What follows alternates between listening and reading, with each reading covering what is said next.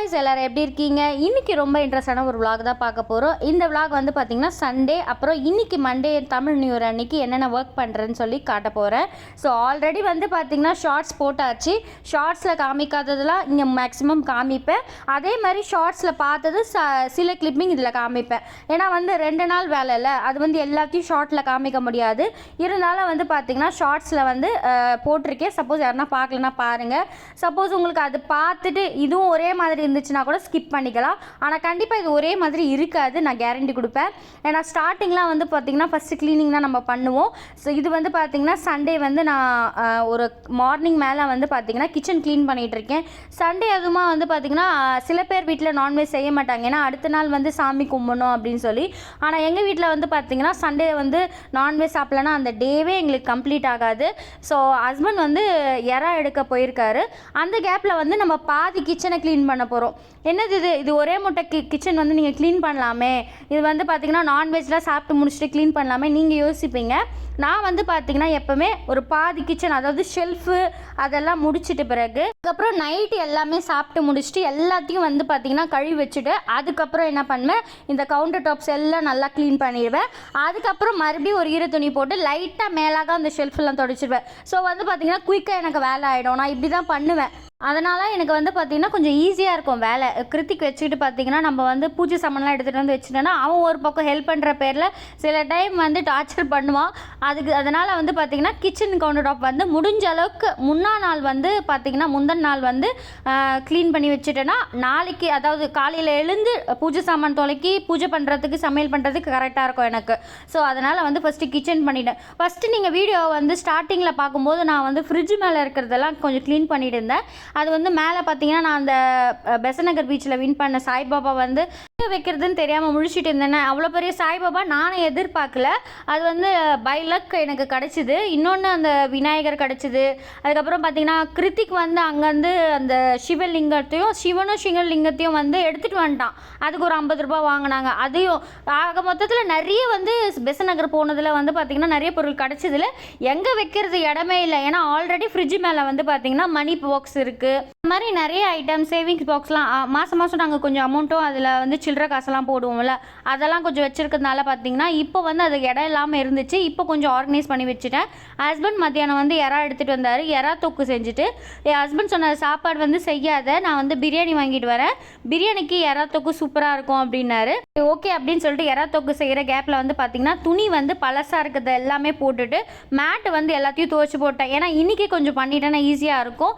வீடு வந்து பார்த்திங்கன்னா அடுத்த நாள் தான் எப்போவுமே துடைப்பேன். ஸோ எல்லாருமே ஒரே இலையில் சேர்ந்து அப்புறம் இறா தொக்கோட சூப்பராக சாப்பிட்டாச்சு. இறா தொக்கு வந்து வீடியோவில் காட்டலாம் தான் நினச்சேன், அதுக்குள்ளே காலி ஆகிடுச்சு, அதனால காட்ட முடியல. ஸோ ஃபைனலாக பார்த்திங்கன்னா அன்றைக்கி சண்டே வந்து ஈவினிங் மேலே எல்லா ஒர்க்கும் முடிச்சுட்டு கிட்டத்தட்ட ஒரு 9 மணிக்கு மேலே வந்து பார்த்திங்கன்னா சாப்பிட்டெல்லாம் முடிச்சுட்டு அதுக்கப்புறம் கிச்சன் கவுண்டர் டாப் வந்து ஃபைனலாக ஃபுல்லாக க்ளீன் பண்ண ஸ்டார்ட் பண்ணிட்டேன். ஸோ இந்த மாதிரி வந்து பார்த்திங்கன்னா பண்ணிவிட்டு அதுக்கப்புறம் வந்து பார்த்திங்கன்னா நைட்டு, அதாவது தமிழ் வருஷ பிறப்புக்கு முன்னாடி நாள் வந்து இந்த பழம்லாம் வச்சு பண்ணுறதுலாம் இருக்குது பார்த்திங்களா, அதெல்லாம் இப்போ வந்து பாப்பாவை தூங்க வச்சுட்டு பண்ணணும். ஆனால் இன்றைக்கின்னு பார்த்து என் பையன் தூங்கவே இல்லை. என்ன பண்ணேன், ஹஸ்பண்ட் கிட்ட விட்டுட்டு கதவு லாக் போட்டு வந்து தான் செய்ய வேண்டியதாக இருந்துச்சு. நடுவில் வந்து எட்டி தான் பார்த்துட்டு இருந்தான். ஏன்னா குழந்தைல அந்த பழம்லாம் வச்சா அது வேணும்னு கேட்குறான். ஸோ அதனால் வந்து பார்த்திங்கன்னா அவனை அவங்க அப்பா கிட்டே விட்டு லாக் போட்டுட்டு வந்துட்டு வந்து குயிக்காக வந்து இந்த ஒர்க்லாம் முடிச்சுட்டு போகணும் அப்படின்னு நான் ரொம்ப வந்து பார்த்திங்கன்னா ஸ்பீடாக பண்ண ஆரம்பித்தேன். இருந்தாலும் வந்து வேலை வந்து ஆக மாட்டேங்குது. இந்த கிச்சன் மட்டும் ரொம்ப பெருசாக இருக்குது எனக்கு. அதனால் வந்து நான் நினச்ச மாதிரி டைமுக்கு சீக்கிரமாக முடிக்க முடியல. நம்மளோட 1 BHK பார்த்திங்கன்னா குயிக்காக முடிச்சிடலாம். அதே மாதிரி எப்போவுமே நைட்டு வந்து கிச்சன் க்ளீன் பண்ணுறது மாதிரி இதுவும் பண்ணேன். ஆனால் இது வந்து அவ்வளோ சீக்கிரத்தில் முடிய மாட்டேங்குது.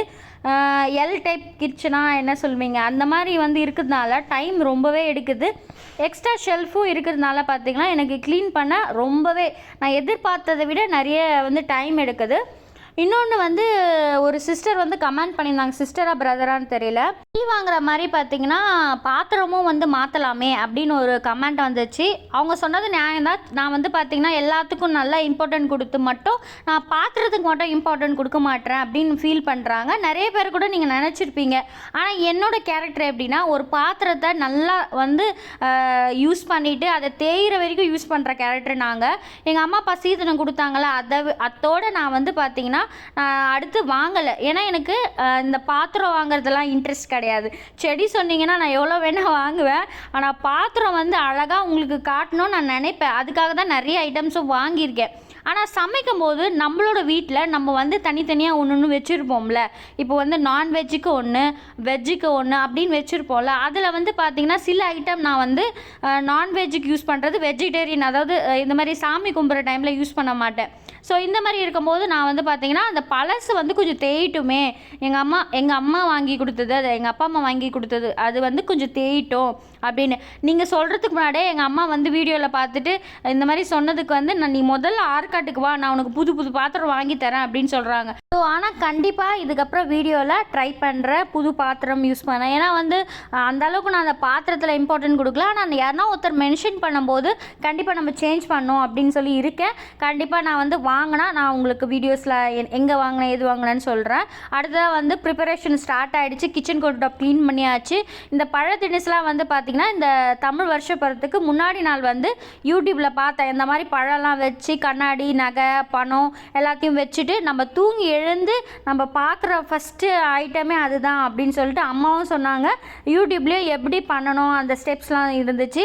அதுக்கப்புறம் பருப்பு, புளி, அதுக்கப்புறம் கல்லுப்பு, பழ திணிசுகள், காசு, அப்புறம் வெள்ளி காயின் வந்து ஒரு 2 ஃபஸ்ட் டைம் நான் வாங்கும்போது 2 காயின் வாங்கி வச்சுருக்கேன். அப்புறம் கொஞ்சம் வெள்ளி சாமான், அப்புறம் கோல்டு வந்து நாங்கள் போட்டுன்னு இருக்கிறது எல்லாமே. நாங்கள் வந்து அந்தளவுக்கு பணக்காரலாம் இல்லை.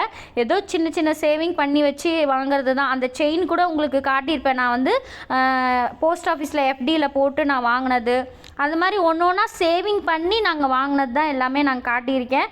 ஸோ இப்போ பார்த்திங்கன்னா எல்லாத்தையும் ரெடி பண்ணி வச்சுட்டு நைட்டு வந்து நாங்கள் பெட்ரூமில் எடுத்துகிட்டு வந்து வச்சுட்டேன். க்ளீனாக தான் வச்சு பண்ணிகிட்ருக்கேன். ஸோ அதனால் பார்த்திங்கன்னா தூங்கி எழுந்தோடனே நாங்கள் 3 பேரும் வந்து அந்த கண்ணாடி வழியாக எல்லாத்தையும் பார்த்துட்டு அந்த டே வந்து ஸ்டார்ட் பண்ணி எப்படி இந்த வருஷம் நல்லபடியாக போகணும் அப்படின்னு சொல்லிட்டு. எங்கள் வீட்டுக்காருக்கு வந்து ராசி சரியில்லை, சிம்ம ராசி வேறு. ஸோ என்ன பண்ணாலும் டென்ஷன் பண்ணுறாரு நம்ம அந்த மனுஷன் நம்மளை. ஸோ இந்த வருஷமாக அந்த சனி பகவானை கெஞ்சி கேட்டுக்கிறேன். கொஞ்சம் வந்து அவர் வந்து கொஞ்சம் அவரை பாடுபடுறதோடு இல்லாமல் என்னையும் சேர்த்து பாடுபடுத்துறாரு. யாரோட ஹஸ்பண்ட்ஸ்லாம் சிம்ம ராசியோ அவங்களாம் ஒரு அட்டனன்ஸ் போட்டு போங்க.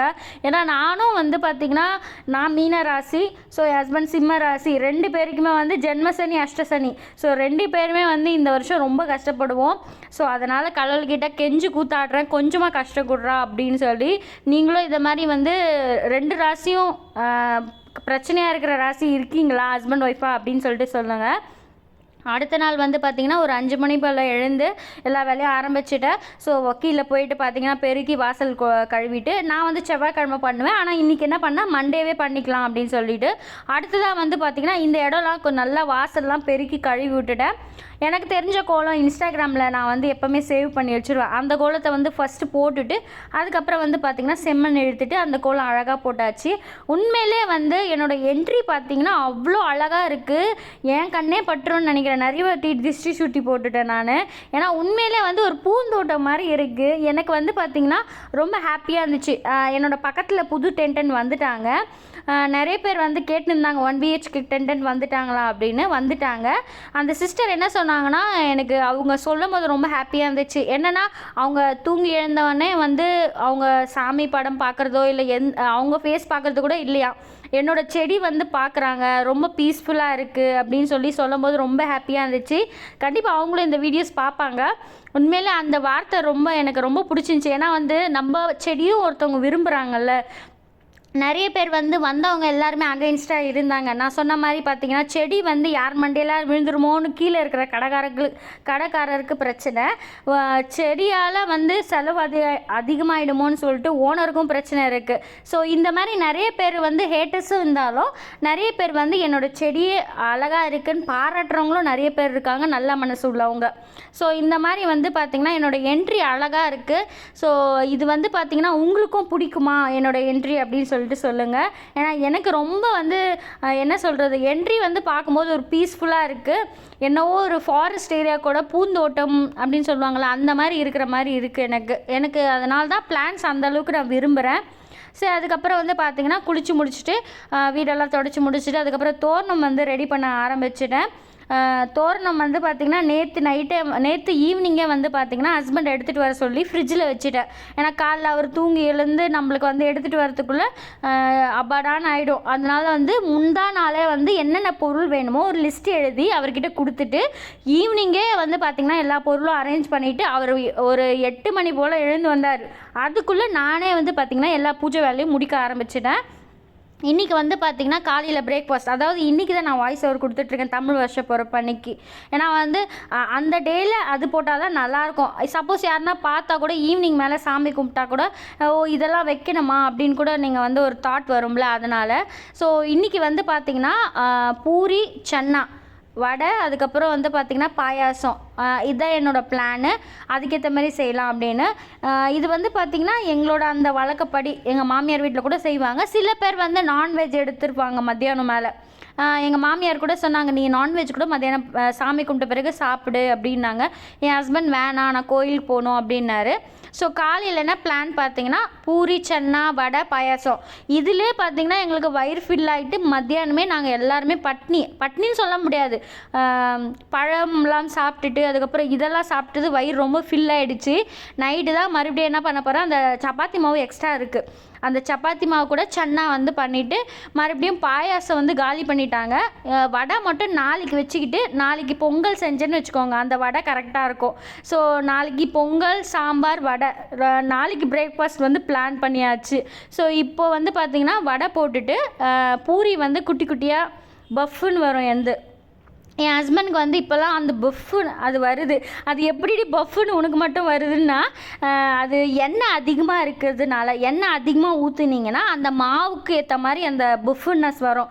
ஜோதிகா ஒரு படத்தில் சொல்லுவாங்களே, மற்றவங்க சுட்டால் மட்டும் புஃப்னு வராது, நான் சுட்டால் மட்டும் புஃப்னு வரும்னு. அதுக்கு ரீசன் பார்த்திங்கன்னா எண்ணெய் வந்து மாவு இப்போ போடுறீங்களா, அதை விட எண்ணெய் அதிகமாக இருந்தால் புஃப்னு வருது. அதுதான் காரணம், வேறு ஒன்றும் இல்லை. ஸோ ஃபைனலாக வந்து சாமி கும்பிட ஆரம்பிச்சிட்டோம். ஸோ இன்றைக்கி வந்து தமிழ் வருஷ பிறப்பு எங்களுக்கு நல்லபடியாக கும்பிட்டாச்சு. உங்களுக்கு எப்படி இருந்துச்சுன்னு மறக்காமல் கமெண்ட்டில் சொல்லுங்கள். தேங்க்ஸ் ஃபார் வாட்சிங்.